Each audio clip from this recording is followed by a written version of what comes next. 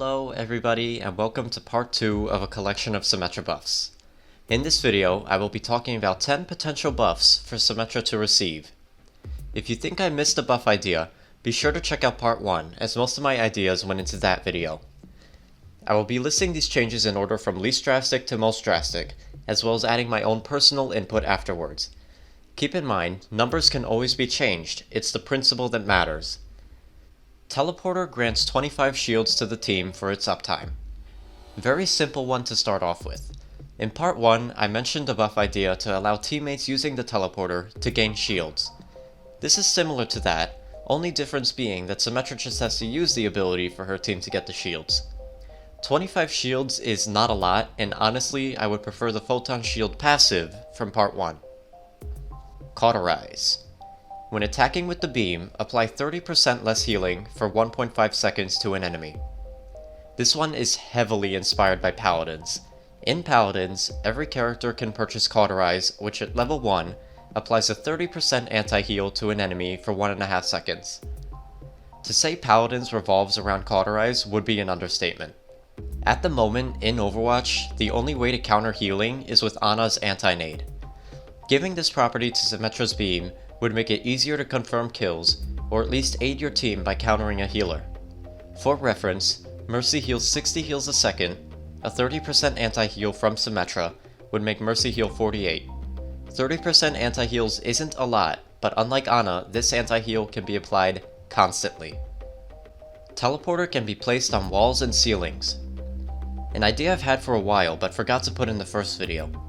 What if Symmetra could place a teleporter exit on walls and ceilings much like her turrets?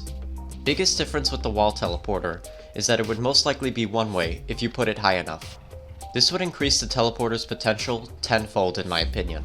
On maps where there aren't a lot of ledges, the teleporter would still be able to get use from walls and ceilings, like Ilios Ruins for example.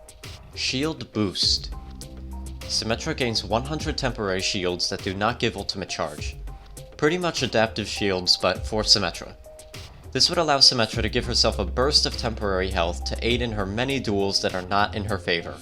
I personally think this idea is a little boring since two characters kind of have this ability already, but it would still be really useful. New Photon Shield. Grant an ally 100 temporary shields that decay over 5 seconds. Also very similar to an existing ability. This would be similar to Brigitte's Repair Pack, with the biggest difference being that it doesn't heal an ally. The burst of 100 shields would allow Symmetra to aid in engagements, or save a teammate similar to how a Zarya would. While I like this idea, it feels like a support ability, and Symmetra is not a support, she's a damage character. 18 meter beam, dealing 90 DPS on level 1, 110 DPS on level 2, and 130 DPS on level 3. Honestly, this has been the idea I've been bouncing back and forth with a lot.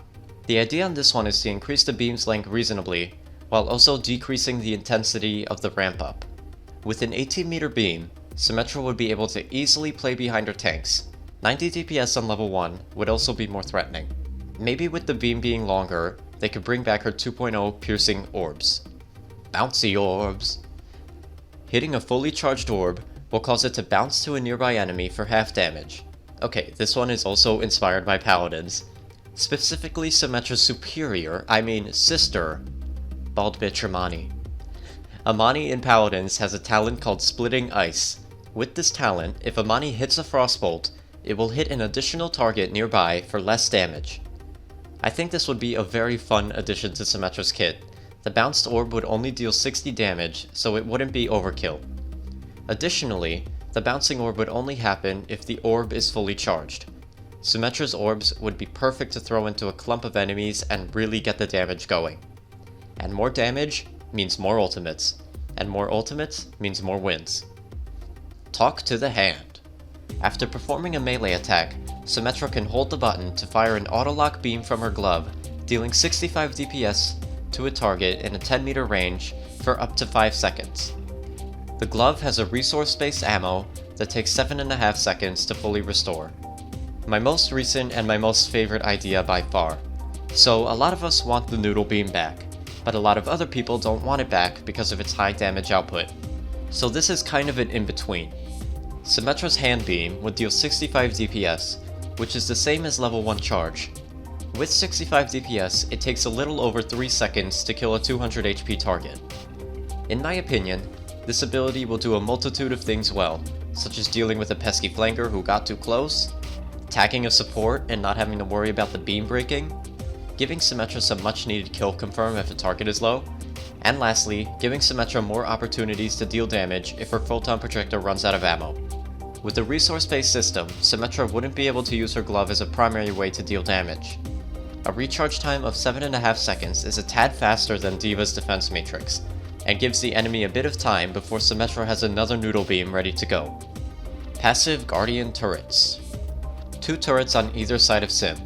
When Symmetra takes damage, one turret will deal 20 DPS for 5 seconds to the enemy in a 15 meter range. The 2 turrets can't damage the same enemy at once. Also, another recent idea.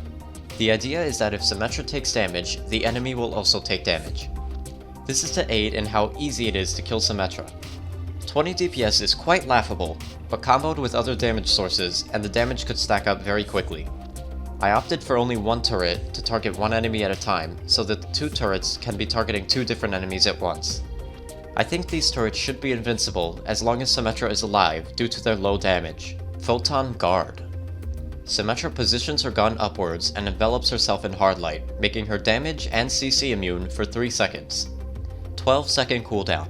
Symmetra cannot attack while channeling the ability. And lastly, this is another ability I forgot to put into the first video. The idea with this one is to buy Symmetra enough time to return to her team if she is caught out alone. The full damage and CC immunity is balanced by the fact that Symmetra can't attack in this time. Symmetra could also use the ability to bait out other abilities like stuns and ultimates. And that's it for this video. I apologize if it seems short, but I expended most of my ideas on the first part. Which buff idea was your favorite?